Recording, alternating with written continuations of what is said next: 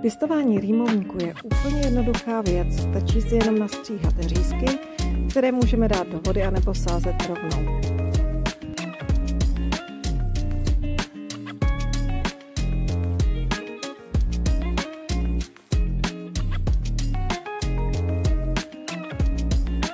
Takto vypadají řízky rýmovníku po týdnu nebo necelých 14 dnech. Už krásně pustily kořínky.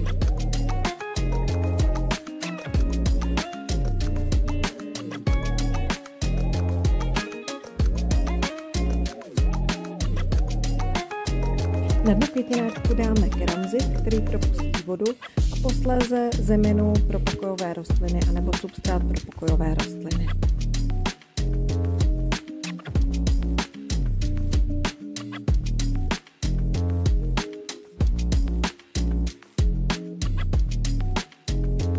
Rostlinky vysadíme a pak zalejeme.